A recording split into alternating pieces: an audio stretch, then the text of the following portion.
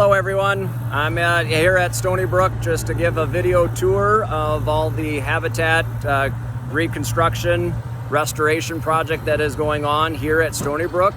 I'm at the site of the Sore Whitey farm and where we release the trout in the spring, and there's been a lot of changes that have been taking place, so I'm going to give you a quick little tour and explanation of some of the work that's been done, and we'll go kind of from there.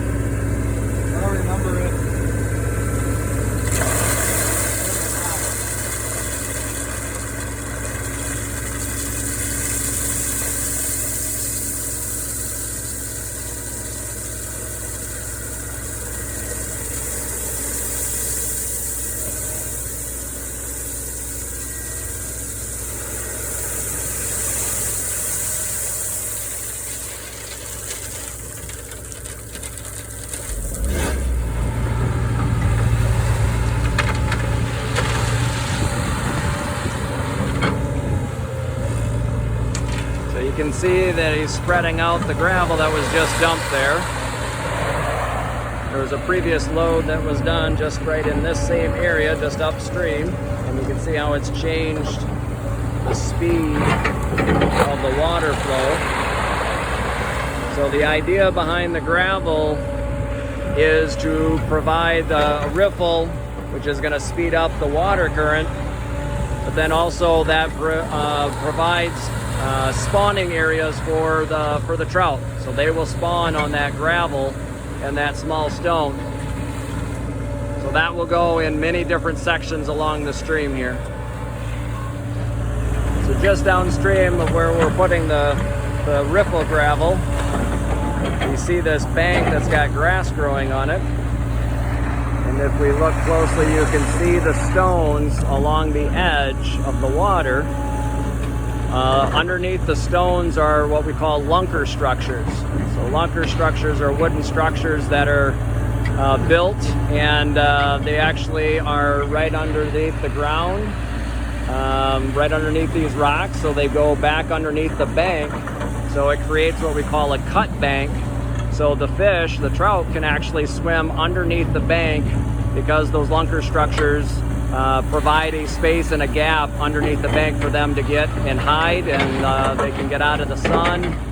They'll be protected, and in some cases they can sit back in there and eat any food that washes down the stream and goes underneath. So there's quite a few lunker structures all along this bank that you see here, and every bank that we see as we go down the stream. So even that bank on that corner that you see in the middle of the picture there is also full of lunker structures. I'll show you what those lunker structures look like at some point. So here you can see one of the banks, and you can see the rocks underneath the netting that's there. And so underneath those stones, underneath the surface of the water, are the lunker structures. So they again bed in back into the bank and provide protection areas for the trout underneath the bank.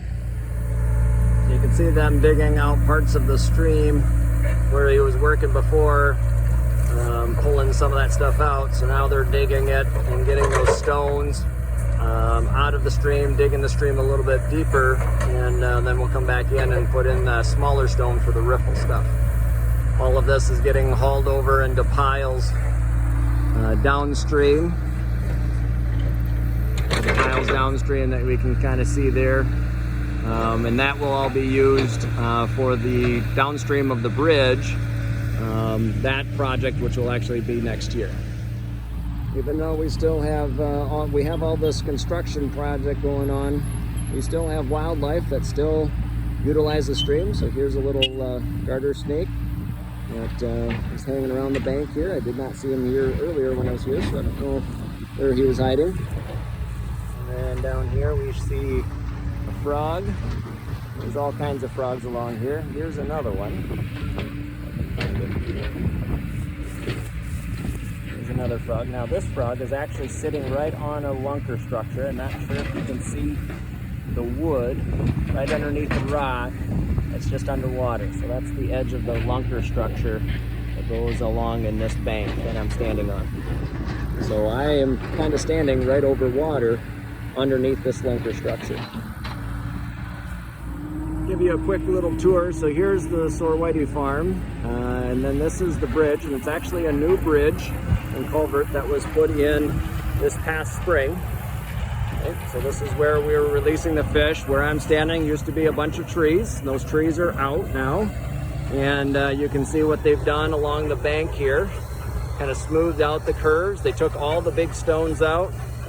They've got this matting going in for that's got seed in it for plant growth. So you can see on the ground here, there's all kinds of seed to try to get some plant growth growing. So they've re-sloped all of this and reshaped everything for better water runoff. And also all of this bank, these banks are built up to prevent a little bit more, to prevent flooding in the spring floods and things. So, and again, as I mentioned before, all of these bends and these curves in the stream have these lunker structures. So here's another curve that has lunker structures built into them. So all along this stretch, you will see all of the different riffles being put in, all that stonework. So here's some remnants of some trees that were here existing before that they have left. So this is all looking upstream.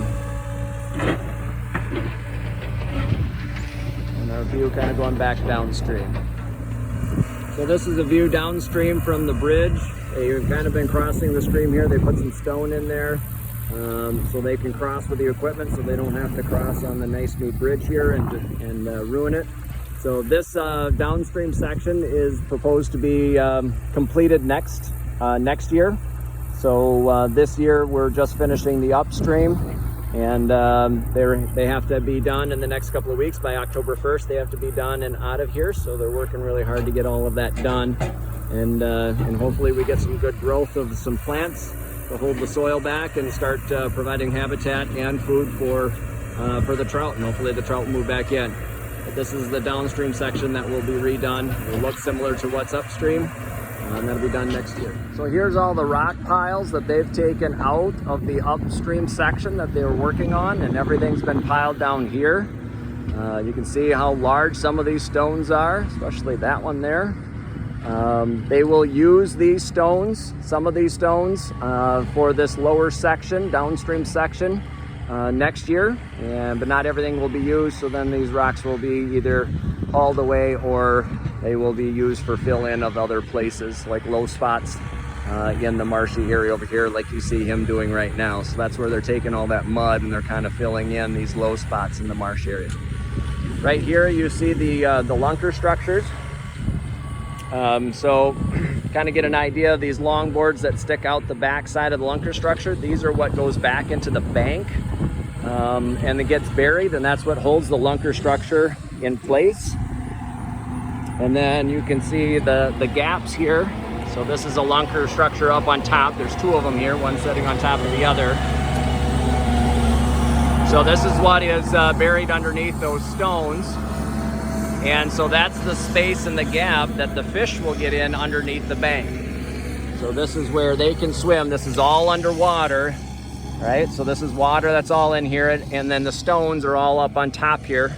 And so the fish can get in here and swim and hide and be out of the sun and find some protection and be able to eat any food that will flow in here. So the current's gonna flow right down through this.